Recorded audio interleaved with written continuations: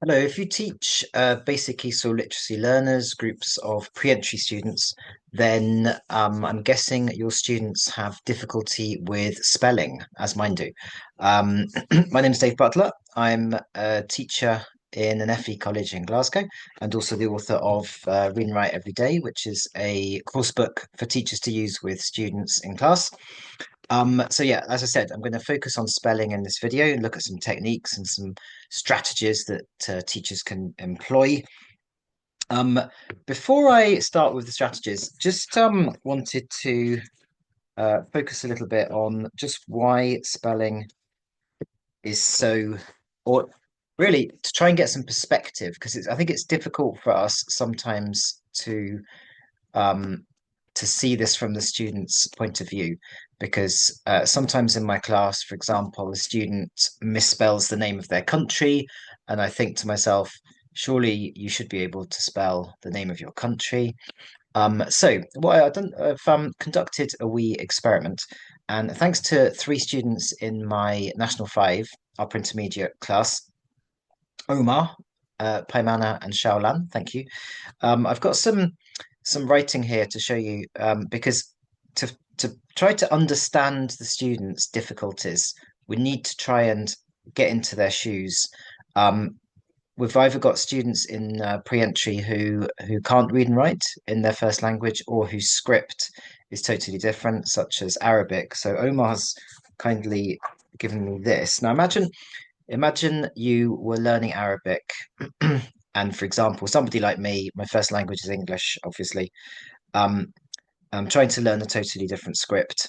This is the Arabic for the word go. Imagine, imagine trying to learn to read this, firstly, would be incredibly difficult, but then to write this from memory without copying. Um, it's huge. It looks incredibly difficult to me anyway. So that was interesting. This is just the word go. Also, as I said, some students find it difficult to spell their country. So I'm from England. I've asked Pomana to write this in Dari. I even have to check first that I've got it the right way up. I'm pretty sure Pomana can verify, or any Dari speakers, this is the right way up, hopefully. This is England in Dari. So and you might say, oh, it's not that difficult. I think if you had to write, if I took this away and now said, write this, incredibly difficult. Um, Even more difficult, in my opinion. This is Xiaolan's done this for me. This is England in Chinese. So, I think you can see from all of these examples, firstly, incredibly difficult, yeah. So the techniques I'm going to look at, a lot of them revolve around repetition, because if you had to get to a stage where you could write this from memory, which is what we're aiming at, then you would need to read this not just a few times, but multiple times and write it as well without copying, maybe some copying, but writing from memory, retrieving it from your memory without copying. So I'm going to focus a lot on repetition in this video. This is just the first of a series, really. I'm just looking, this is more an introduction to it, looking at the main key techniques. Okay. Um, so uh, as I was saying, repetition. I'm going to focus first on repetition. Um, I'm going to show, yeah, also I'm going to show you some material from the Read and Write book. Okay. So this is the student's book, which has got some material to use to help with spelling. And one moment, sorry, just going to share my screen.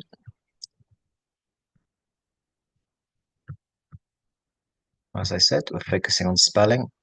Yeah, so the first thing is repetition. As I said, there's no magic wand, but repetition.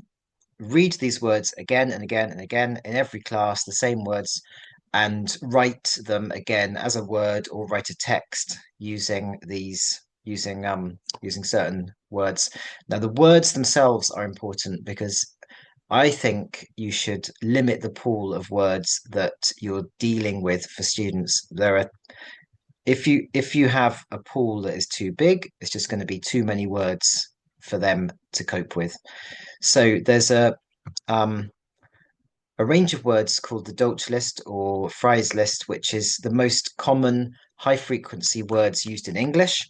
Words such as like, go, have, the, in. You can guess these words, very common words.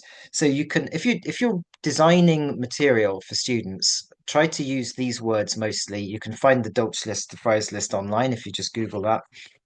Um, in the book here, this is why the book, in my opinion, saves you so much time because that's what I've done for these texts. Okay. So each text in this book, I'll show you an example of a text in a moment, and the tasks really. I'm just dealing with these high frequency words, leaning a bit towards the student's context because I've got some words here about student life, student, teacher, college, that study, reading, writing. So those words you might not find in the Dolce list, but they're very obviously key to the students' situation as students. Um, so focus on those words, and we're going to look a little bit at phonics. There'll be more videos here on phonics because it's obviously such a key technique for literacy classes. As I said, more to come. So here's an example of one of these texts. It's a student. Um, it's in Unit 1 where we're looking at personal information. It's a profile of a student, how many days she goes to college, the students in the class, the teachers. So in terms of these high frequency words, my is a good example, super high frequency. And you can see my, one, two, three, I think, is one at the bottom there, my. So even within the text, you've got repetition of these high frequency words. Now, in terms of spelling, reading the word itself doesn't necessarily really help you with the spelling because it's fairly receptive. But when we talk about repetition, it's really meaningful exposure to words. So if you're reading a text aloud again and again and again, multiple times, it's more exposure to these words. You see them again and again. It's going to help you internalize these words, become comfortable with them, and eventually spell them. More is needed, which I'll come to, but the more they can read these words, the better. Words like have, that's a really high common word. They're in a lot of the text in this book. Are, the, I imagine in this text only once, but quite often we see the multiple times. Go, another good one. Yeah, so lots of these high frequency words. So students read texts aloud. There's another video about reading aloud, but basically more than once, yeah, three, four, five times. So repeat exposure to these key high frequency words. Not just in the texts, but in the tasks. So here's a comprehension task. It's like a true or false, yes or no. And again, you're seeing the words again. So it's a bit of varied repetition. We want to try and give them more than one task, but using the same language, and they get more exposure. Like I said, another task, fill in the gaps. And again, this one's a bit more productive where they're writing a word. But again, you've got these key high frequency words that they use to fill in the gaps. Okay. Um, so in terms more focusing more on writing, students can copy words. It's not without some merit. Personally, I feel that if you really want to know something, you've got to force yourself to retrieve it. Okay. Push yourself, test yourself. Okay. When you test yourself, you get that feedback. Do I actually really know this or not? Okay. Um, so you possibly seen this before. Look, say, cover, write, check. Look at the word, and these are in the book, yeah. So this is a look, say, cover, write, check for this text. Words from this text about asthma.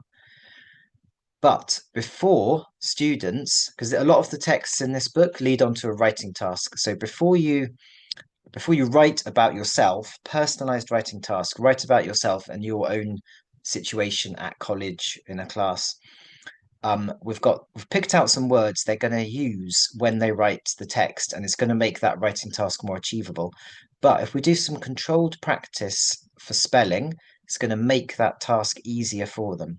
Okay, so look, say, cover, write, check. Use your notebook, or it's in the book here. There's a page in the book for this, but they can do this in notebooks. Look at the word. So we have the word go first. Yeah. Look at go. Okay. Don't just copy it. Use your hand and cover the word go. Then you write it. So you're pushing yourself, you're testing, can you remember this? Then check it, because if you've made a mistake, you don't want to repeat that for the second time, because they do this again and again 3 times. Okay. And once you've done this look, say, cover, write, check with students 2 or 3 times, they get very used to the process, and it's a simple but effective task to improve spelling. Okay, so you can do it on an individual word like this, and like I say, before they do a writing, it's great because it sets them up for that writing, because they're going to use these words in the personalized writing task. So they write about themselves, write about your class. We did look, say, cover on a single word. Once they've got a text, you can do look, say, cover on the text. Okay, so in that case, they will simply cover the whole text. They could do 2 or 3 words, well, 3 or 4 words at a time. So their first line's probably, my name is Fatima. Cover the sentence and write it again below without copying. But any problem, you can look again and check the spelling. Check it after each sentence. Check it's correct. The teacher can come in here with monitoring as well, because if you look at a student's paragraph, give them some praise. Maybe the letters are nicely on the line. You can say that. Oh, very nice. Here on the line, very good. Maybe there are 1 or 2 spelling mistakes, and you can see if the student can correct the mistake. It's more meaningful for them. It's quite impactful and empowering if they can look at a spelling mistake and correct it. Oh, can you see a spelling mistake here? Maybe they missed a letter. You can tell them you need 1 more letter here at the end, for example. So a bit of error correction is good. Moving on to homework. Okay, so this is the student's book. There's a blue book which I've left on the other side of the room. So anyway, you don't need to see it. It's a blue homework book. So homework is it's difficult to give students homework. There'll be another video, I think, about homework, but giving students at this level homework is easier said than done, because you can try and give them a task, and because of the level, they misunderstand, or it's too complex, or it's just too difficult. So the homework book for this series has super easy tasks they can do at home. I've been using these for years, and even the weakest students can follow these tasks. You can model it in class with them to help. But basically, here we've got a word snake, I believe some people call it, where you've got no space. Um, so again, we've got the same high frequency language that they've used in class. So it's just more exposure, it's more repetition to these words. Do some homework with the words and improve your spelling. In this case, they are copying the words. So it's not, as I was saying, it's more, in my opinion, it's more impactful if they're retrieving from memory, but it's still more exposure to the words, more repetition. Again, here, this is in the homework book, match, you just match the words together. So again, seeing the same words again. Word search, students love it, obviously. Everyone loves a word search. Onto phonics. So phonics, again, is key because you've got the repetition, you see the word again and again, and you kind of build up this picture of the word, and you do some writing on it, which is fantastic. Now, if you simply can't remember the word, which is going to happen, you can't remember every single word, then phonics is a fantastic tool to use to help you spell any word theoretically. Okay. So this involves what's called sounding out. So and you can use this for reading as well, but also for writing, also for spelling. So let's say there's a word a student can't spell. Use the sound of each letter, okay, to help you sound out the word. So a good example of this is the word flat. Okay, so if you use the sound for each letter, l, at, okay, then and if you know your phonics, okay, I'll make some more. There'll be some more videos on phonics. It's mentioned in a previous video about reading aloud, but I think there definitely will be some phonics videos. Use the sound of each letter to help you spell the word. And you can encourage students to use this. So if you're monitoring and they're writing and you see a student struggling with a word like flat, so what's the sound? And if they need a bit more help, you can give them the sounds. L, which letter for the sound L? Give them the sounds. Um, doesn't English is criticized, let's say, because it's irregular in terms of sound spelling. Silent letters, for example, in right, you've got the silent W and the silent E, makes it very difficult. You've got digraphs like PH making one sound. We don't say pahone, but it would be logical to say that. And a word like one is totally irregular. It should be spelt with a W. It's got a W sound. We're spelling it with an O. So, um, so some people get angry about it. Why is English like this? Um, in saying that, English is more regular in terms of spelling than it's given credit for. It's not as irregular as you think. So a lot of letters are pretty regular in terms of the sound letter combination. The letter S is nearly always S, and there are exceptions. SU, like sugar, gives a sh. There are some weird exceptions, but it's nearly always letter S. Okay, letter T. T. So it's a great tool, phonics. If students get used to it and they can use that, it's a fantastic tool. And occasionally English is crazy, and but every language has some irregularities. Right. So the key principles here, as we talked about, and I'll start with the top one. My bullet points went funny earlier. I don't know why. So varied repetition. As I said, there's no magic wand here. We just need students to read words again and again, to write them again and again. Imagine you were learning this. The only way you're going to get to a stage where you can write this is by practicing it again and again and again, and not just copying, but retrieving it. So push the students to retrieve these words in an informal sort of test situation, if you like. And homework as well, of course. If you can get them doing this at home, it's fantastic. As I said, use the phrase list, kind of limit the range, the Dolch list. Don't use the same, don't give them too many words to cope with it or just overwhelm them. And as I said, the texts in this book make life a lot easier because I've done all that. And if you have this book, then the texts are there ready to go to help the students. Phonics, as I said, is a fantastic tool in the tool kit for students to help them with spelling. As I also said earlier, yeah, there's more to follow. I've got quite a nice idea about spelling with flashcards, which I like to use. I'm going to make a dedicated video on that.